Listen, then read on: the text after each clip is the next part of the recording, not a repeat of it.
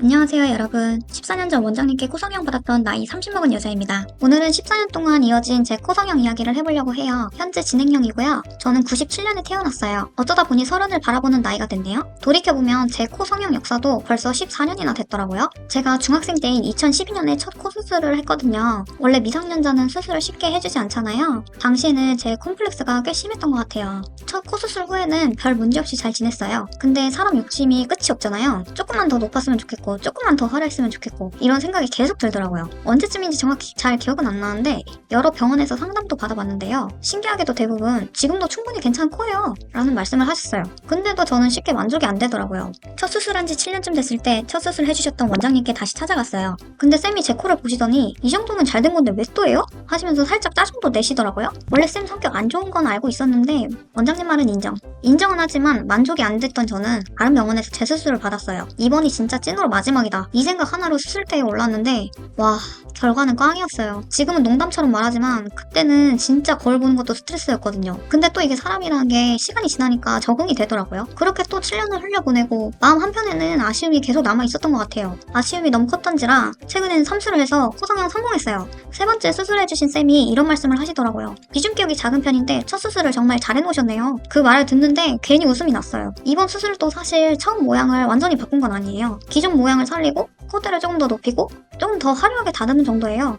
결국 바탕이 좋아서 가능했더라고요. 지금 생각해보면 첫 수술로 그냥 살아도 됐었나? 하는 생각도 들어요. 그래서 오늘은 늦게나마 평점이라도 잘 남겨드리려고 왔어요. 14년 전 첫 수술로 시작되었지만 저에게 많은 깨달음을 주신 원장님께 감사하다고 전하고 싶어요. 원장님 항상 건강하시고 행복하세요. 감사합니다. 인생 목표 하나 성공했네요.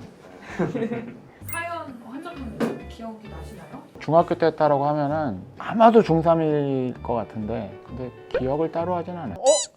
중학생이 코성형을 해도 되는지가 일단 옛날에는 신체 발육이 아직 덜 됐기 때문에 변화하는 과정 중에 하는 게 안 좋다라는 이유가 제일 크다고 했는데 그거는 어떻게 생각하면 두 번째 이유라고 얘기를 하고요.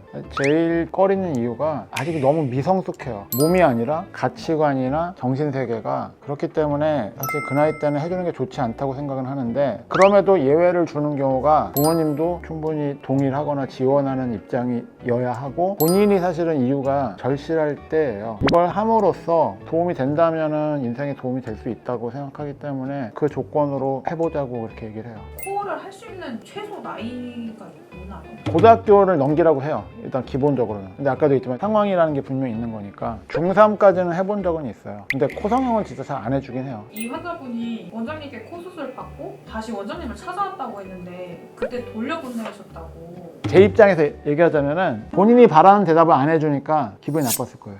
아니 웃겨. 저는 재수술할 때 기준이 문제가 있거나 문제가 있어 보이는 형태면은 동의를 해요. 저는 성형의 그 목표 중에 하나가 예뻐지는데 수술 안 한 것처럼 예뻐졌으면 좋겠어요. 그게 자꾸 나쁜 말처럼 돼버렸어요 지금. 환자가 저한테 와서 얘기할 때 표현할 때 그런 게 있어요. 선생님 너무 자연스럽대요. 저는 만족하는데요. 이렇게 살짝 저렇게 약간 재수술할 때 다른 병원 가서 수술을 받아도 상관은 없어요. 자기 마음이죠. 근데 보통 했던 찾아가는 게 낫지. 장단점이 있는 거예요. 제가 뭐라고 얘기할 수 없어요. 다른 데서도 얘기하지만 수술하자마자 불안하고 막 걱정하고 병원 막 돌아다니고 막 이런 거 제발 하지 말라고 하는 이유가 진짜 환자한테 안 좋아요. 불안하거나 마음에 안 드니까 옆 병원, 옆 병원을 계속 이렇게 다녀요. 본인이 이때 하고 싶은 건데 해주겠다는 의사 나올 때까지 다닐 수밖에 없는 거고 첫 번째 집 못 들었네 했는데 어디선가 기름을 부은 다음에 바람을 훅 분다면 위험할 수 있다.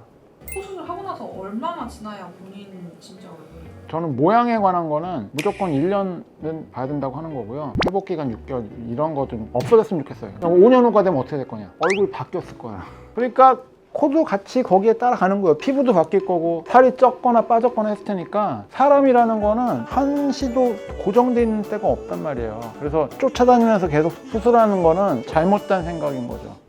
자, 일단 코성형은 어릴 때 하면 안 좋아요. 근데 필요하다면 저는 할 수 있다고 생각해요. 그리고 사람 몸은 되돌리는 게 안 되고 할 때마다 데미지가 쌓인다고 생각하셔야 되기 때문에 잘 모르겠으면 일단 생각 더 해보는 게 좋다고 얘기하는 거고요. 근데 성형은요, 최대한 높여주세요, 최대한 얄쌍하게 해주세요, 최대한 크게 해주세요 라는 말 쓰면 저는 좋지 않다고 생각해요.